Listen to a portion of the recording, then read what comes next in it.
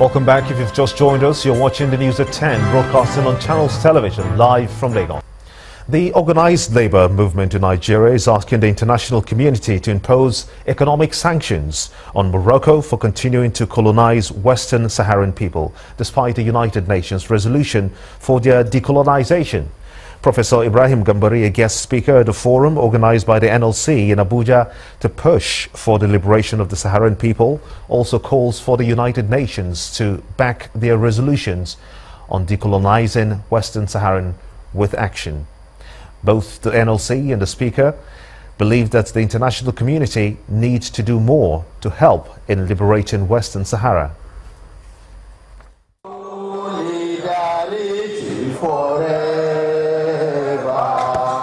A solidarity sung by the Nigeria Labour Congress in an event organized to call on the international community to help liberate Western Sahara from Morocco. Leaders of the organized labor movements take their turn, with some calling on the international community to place economic sanctions on Morocco until Western Sahara is liberated. The best way to flush Morocco out of Western Sahara is to place firmly economic embargo on Morocco. This time around, at country level and also at global level, we must continue to commit ourselves to championing the cause of the liberation of the people of Western Sahara. The NLC will not hesitate also to ensure that their business interests will also be visited by our actions. The guest speaker asked the United Nations to implement its 1960 General Assembly resolution, which recognizes the rights to self-rule for Western Sahara people. Indeed, after 45 years on the UN agenda, it is regrettable that Western Sahara's decolonization is still incomplete and that the Sahrawi people are still denied their basic and legitimate right to decide their own future. In terms of concrete action and positive results, guess what? The United Nations organizations are lag behind the OAU. Although the United Nations resolution of 1960 asks for the referendum to be conducted, this has not been done 55 years after. The Sahrawi ambassador to Nigeria expresses confidence that the call for economic sanctions will liberate his people. Everybody knows that apartheid collapsed because of the political pressure, but most importantly because of the economic pressure, because the boycott and the sanctions that were exercised against apartheid accelerated the process of the liberation of South Africa and other southern territories. And of course, today the appeal and the call made by the civil society, labor and ASO from Nigeria is really a very good decision in the right direction. Western Sahara has been a member of the African Union since 1984. Since then, the region, which some have referred to as the last African nation to be decolonized, has been asking for international support for its full liberation from Morocco. Well, joining us from our Abuja studio is the Senior Special Assistant to the President on Foreign Affairs and Diaspora, Abba Kyari. I want to thank you so much indeed for joining us on the news at 10. Now, let's have a broader look at this situation that has drummed up itself from the Maghreb states in Saharan Africa. It's not the first time that we have seen this kind of violence that is happening within that axis. As a matter of fact, just yesterday, Nigerians were deported from Libya. Why do you suppose that this is happening at a time like this? Well, on the issue of Nigerians deported from Libya yesterday, first is we're glad they were not killed, because in the past in Libya, as an illegal immigrant, you're put to jail and then killed. I recall that a few years back, just before Gaddafi lost his life, we brought back 24 Nigerians from Libya. They were to have been killed. And we were able to get UN intervention. We worked with an NGO, SERAP, and they got back to Nigeria. But however, I was surprised that when I got a call from some of the Nigerians deported from Libya, 2 of them actually found their way back to Libya.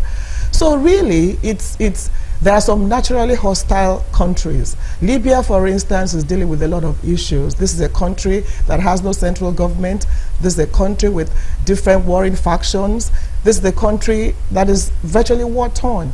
So finding yourself in that kind of country as a legal immigrant is a problem, not to talk of being an illegal immigrant. So really, just as the president has always told Nigerians every time he meets with them when he travels, we have to, a lot of Nigerians are looking for hope in hopelessness. I heard one of them yesterday say, well, he's doing something productive there. You might as well do whatever it is you're doing there back home in Nigeria. So it's going to get tougher. There's going to be more deportations from countries like Libya because they have their own challenges too. So really we need to embark on a lot of awareness, talk more to our citizens.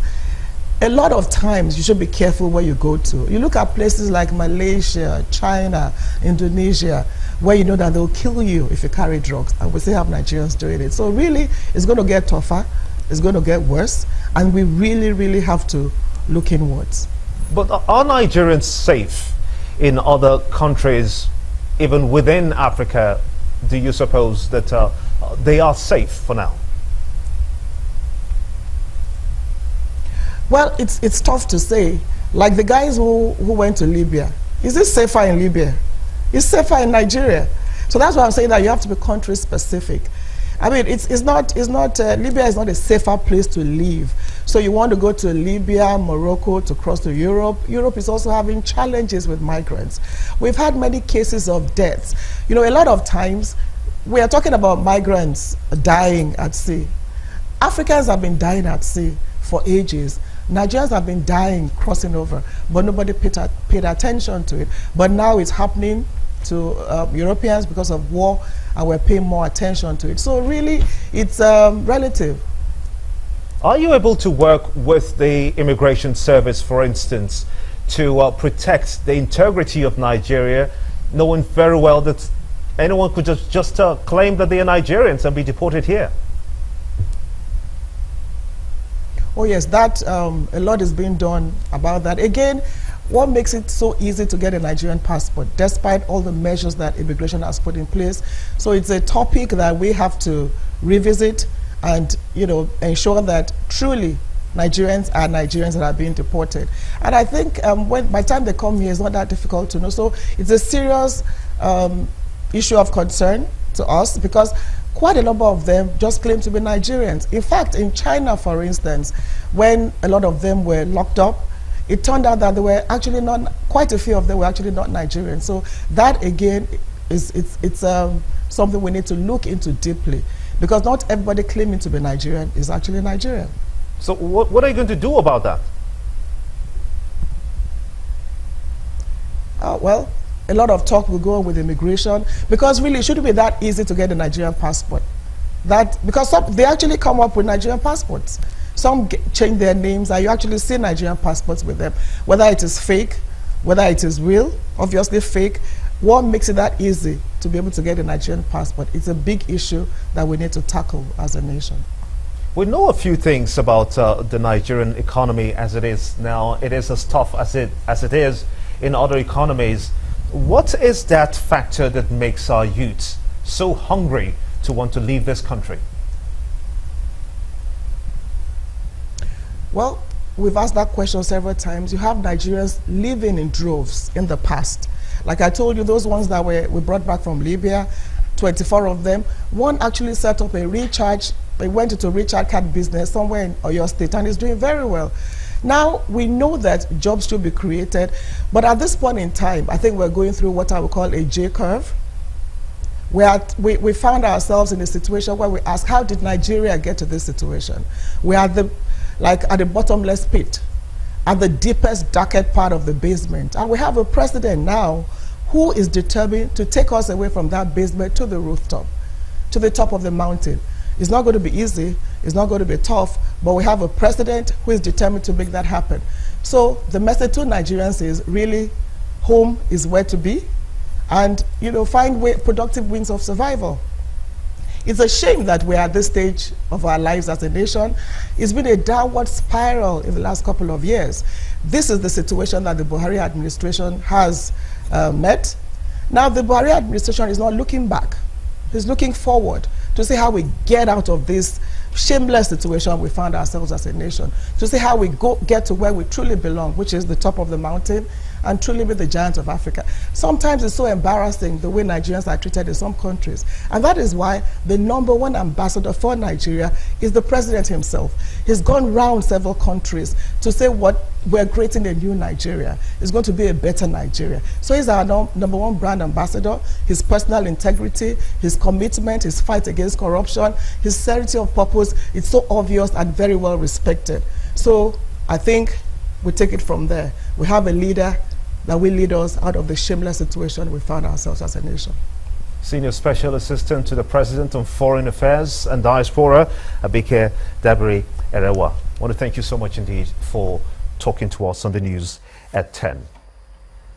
One person died this morning following an accident involving a sports utility van and another vehicle on the Otedola Bridge en route Berger, Lagos.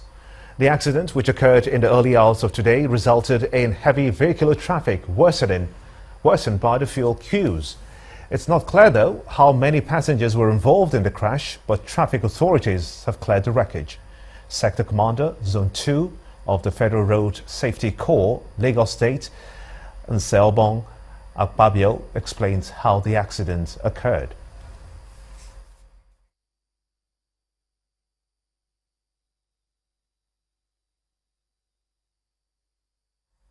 We'll have him talk to us much later in the bulletin.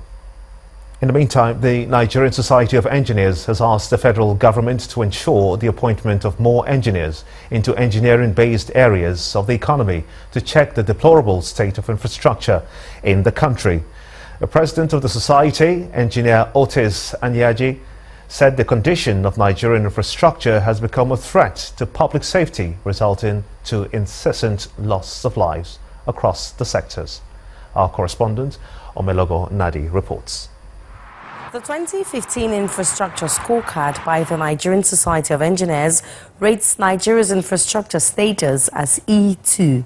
That represents a deplorable state of affairs which they say poses a threat to public safety. But while that is an indictment to the crop of engineers in the country, the president of the body of engineers says engineers are not allowed by government to occupy the appropriate positions of authority that would help ensure the right state of affairs. There is a sufficient number of engineers in the policy space. You don't have enough engineers as ministers, you don't have enough engineers as PAMSECs, you don't have enough engineers as even chief executives in the engineering-based areas. And everybody is suffering from that. Because when you are saying that our infrastructure is not working, it's a reflection of these deficiencies I have talked about in terms of manning levels at the policy spaces. In the past few days, over 30 persons have lost their lives in building collapses and road accidents, these resulting from poor and substandard infrastructure. The Engineering Society believes more government funding and private partnership will reverse the trend. The federal, state and local governments should harvest the huge benefits of public-private partnership infrastructure delivery model, which is a veritable option and tool to promote the sustainable delivery of infrastructure in Nigeria. The engineering boss believes that Nigeria does not need external help or funding to change the state of its infrastructure or cause adequate economic development. He says domestic manufacturing and agribusiness are enough to generate internal revenue that can finance the nation's infrastructural development. Omelogo Nadi, Channels Television News. When the news at 10 returns, Onitsha multi-million shopping mall is set for commissioning, plus the latest from the world of business. Join us again.